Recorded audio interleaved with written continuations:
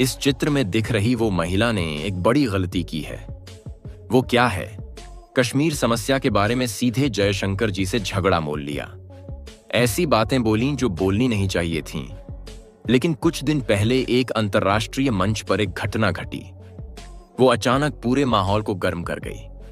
कश्मीर जैसे बेहद संवेदनशील मुद्दे पर एक विदेशी महिला अधिकारी ने भारत के विदेश मंत्री जयशंकर जी को सीधे घेर कर सवाल करने की कोशिश की।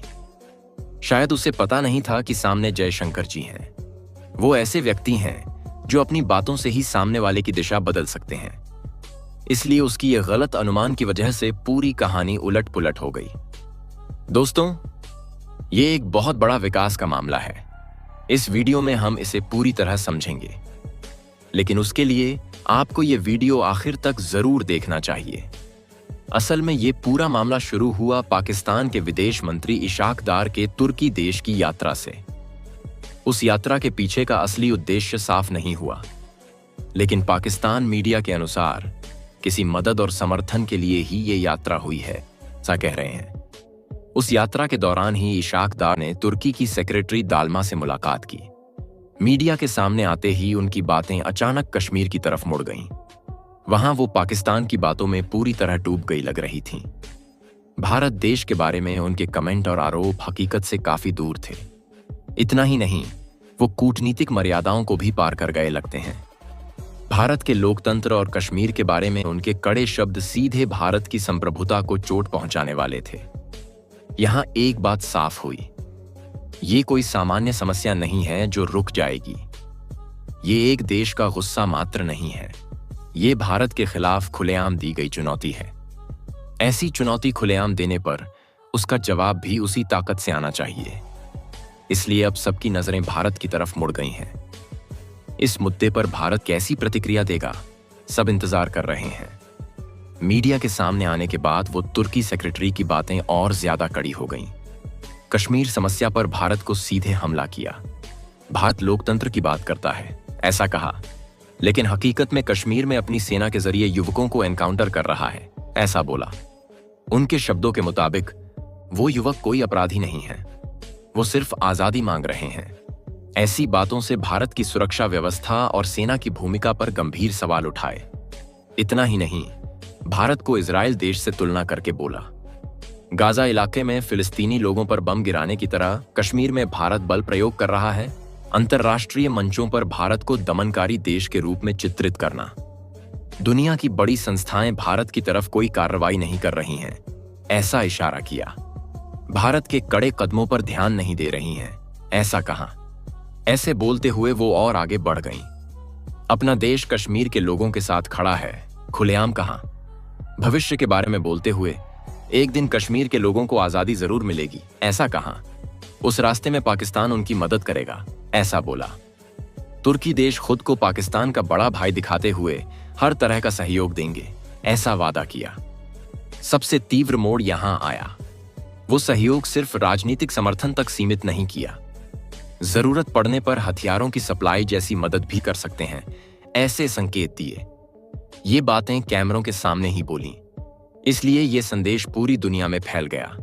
यहां एक बात साफ हुई, ये सिर्फ शब्दों का युद्ध नहीं है, भारत के खिलाफ एक साफ लकीर खींचने की कोशिश है ये। अब पूरा माहौल पूरी तरह बदल गया है। कूटनीतिक सीमाएं पार हो गईं। भारत के आत्मसम्मान को सीधे चुनौती दी गई। ऐसी खुली उकसावे पर भारत कैसा जवाब देगा, सब इंतजार कर रहे हैं, क्योंकि अब चुप रहने का मौका नहीं है। ये सबको पता है। दोस्त, इस खुली उकसावे के बाद भारत से आया जवाब पूरी चर्चा की दिशा बदल गया। विदेश मंत्री एस जयशंकर जी ने कोई भावुकता दिखाए बिना पूरी तरह शांत और ठंडे दिमाग से बात की। आतंकवादी संगठनों को राजनीतिक आंदोलन के रूप में दिखाने वाले देश भारत को लोकतंत्र और मानवाधिकारों पर व्याख्यान न दें, साफ कहा। यह आतंकवाद और राजनीति के बीच फर्क मिटाने की सोच पर सीधा हमला जैसा था। जयशंकर जी ने और आगे जाकर तुर्की देश को पहले अपना खुद का रिकॉर्ड देखने की सलाह दी। सीरिया देश में आतंकवादी कैंपों को कैसी फंडिंग और हथियार मिल रहे हैं, उन्होंने याद दिलाया। वो नेटवर्क अब मध्य पूर्व से यूरोप तक फैलने की कोशिश में है। ऐसी हालत में भारत पर उंगली उठाना मतलब अपनी खुद की हकीकतों से आंखें फेरना है, ऐसा कहा। भारत में तुर्की से कहीं ज्यादा मुस्लिम आबादी है। 2 शब्दों में कहा, सच में अगर भारत में मुसलमानों पर अत्याचार हो रहे होते तो अब तक हालात बेकाबू हो चुके होते। लेकिन हकीकत क्या है? यहां हर धर्म के लोग साथ रहते हैं। देश लगातार आगे बढ़ रहा है। इसलिए भारत आज दुनिया की सबसे बड़ी अर्थव्यवस्थाओं में से एक गिना जा रहा है। जयशंकर जी ने चेतावनी दी, पूरी जानकारी बिना एक बड़े देश पर आरोप लगाना कूटनीति नहीं है। खासकर अगर वो पाकिस्तान जैसे देश की प्रेरणा से आए हों तो और ज्यादा समस्याएं आएंगी। भारत अपने आंतरिक मामलों में किसी का दखल नहीं सहेगा, साफ संदेश दिया। कश्मीर मुद्दा भारत का है, उस पर बाहर की ताकतों का बोलना किसी भी तरह स्वीकार नहीं किया जाएगा। आखिर में उनका संदेश बहुत साफ था।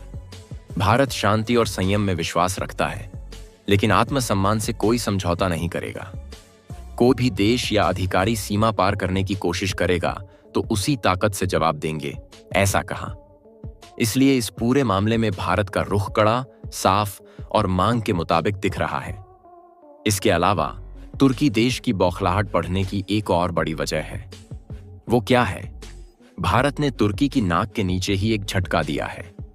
ग्रीस, साइप्रस और आर्मेनिया देशों को माध्यम बनाकर इस्तेमाल कर रहा है। इस मैप को देखें तो आर्मेनिया, अजरबैजान और तुर्की देशों की स्थिति आसानी से समझ आएगी। यहां की समस्या क्या है? अजरबैजान तुर्की का दोस्त देश है। तुर्की देश बहुत उदारता से अजरबैजान को हथियार सप्लाई करके मदद कर रहा है। इसका मकसद क्या है? अजरबैजान आर्मेनिया जैसे कमजोर देश की जमीन पर कब्जा कर ले। लेकिन यहां से दिलचस्प बात शुरू होती है।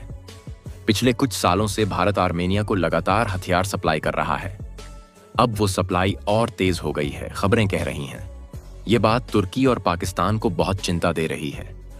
इन्हीं हथियारों से आर्मेनिया अजरबैजान को कैसे हरा रहा है, तुर्की देश अच्छी तरह समझ गया है। तुर्की की चिंता बढ़ती जा रही है और अजरबैजान के साथ मिलकर भारत को कई बार चेतावनी दी है। वो क्या है? आर्मेनिया को हथियार सप्लाई बंद करो।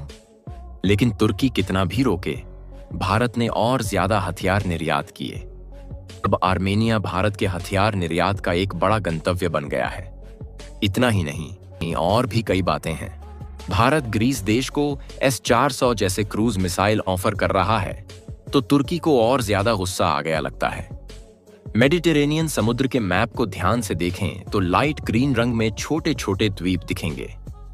उनमें से ज्यादातर ग्रीस या साइप्रस देश के हैं। तुर्की के कोई नहीं है, लेकिन तुर्की जबरदस्ती उन द्वीपों को अपने कब्जे में लेना चाहता है। यहां तुर्की को परेशान करने वाली बात क्या है? अगर भारत इन देशों के साथ खड़ा हो तो तुर्की उन द्वीपों पर कब्जा नहीं कर सकता। मैप में भारत और तुर्की के बीच कितनी भी दूरी हो, भारत ने तुर्की की नाक के नीचे ही झटका दिया है। बाकी बातें आप ही बताएं। जयशंकर जी ने तुर्की सेक्रेटरी को आगे बढ़कर जवाब देकर सही किया या नहीं? अपनी राय कमेंट्स में बताएं। इस वीडियो को एक लाइक करें और अपने दोस्तों से शेयर करें। उन्हें भी ये जानकारी पहुंचनी चाहिए। ऐसी और ज्ञानवर्धक वीडियो के लिए चैनल को सब्सक्राइब करें।